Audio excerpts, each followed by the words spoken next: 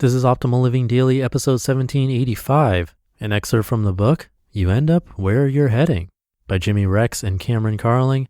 And I'm Justin Pollock, your personal narrator, reading to you from the best articles that I can find, with permission from the authors, and sometimes books too, like today. I'll tell you about the authors right after the reading, so for now, let's get right to it as we optimize your life. An excerpt from the book, You End Up Where You're Heading, by Jimmy Rex and Cameron Carling. Have you ever thought to yourself, poor me? I have, if not in those exact words, then in that sentiment. As a single guy around the holidays, I always felt more sorry for myself than grateful. After several years of wallowing in my loneliness, I decided to force myself back into the giving spirit by volunteering with a charity, and that decision changed my life.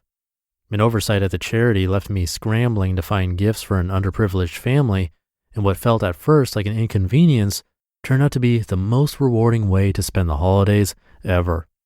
I now believe anyone can uncover the rewards in their personal struggles. By sharing my story, I hope you'll see how a change in perspective can help you find happiness like it did for me. Deciding to give. That lonely holiday season, I decided to raise money for a charity called Sub for Santa. I would run a date auction and enlisted my most generous single friends to step up and help meet the goal of raising enough money to fund Christmas for 3 or 4 families. Even though we were in a down economy, I was blown away by people's willingness to give.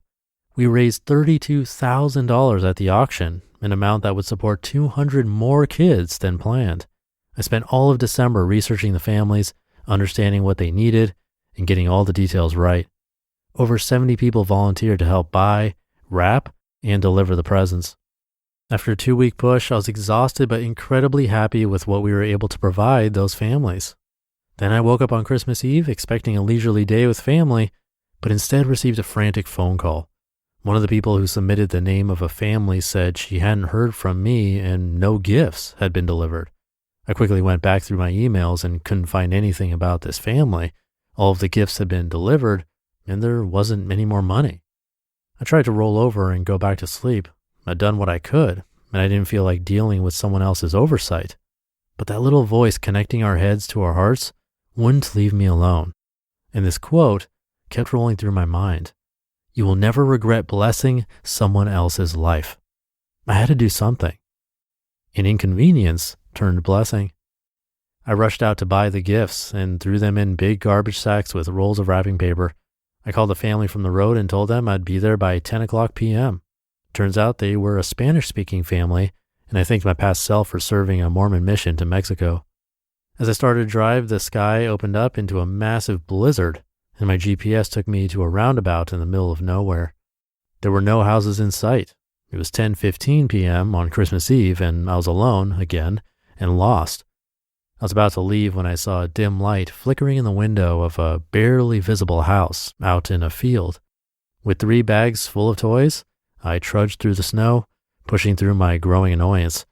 The parents answered the door and whispered the kids were asleep. Once inside, I could see a sparsely decorated tree and not one gift underneath it. The rest of the house was just as bare. As I unloaded the gifts and handed them the wrapping paper, they broke down crying. The guilt and anguish of their kids almost waking up to an empty tree come pouring out. I couldn't help but join in, my own selfishness falling away with the tears.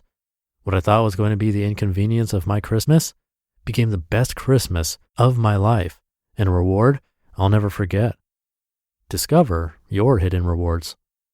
Organizing that fundraiser, I was seeking a sense of accomplishment, the feeling of doing something good, and hopefully a sense of feeling less alone.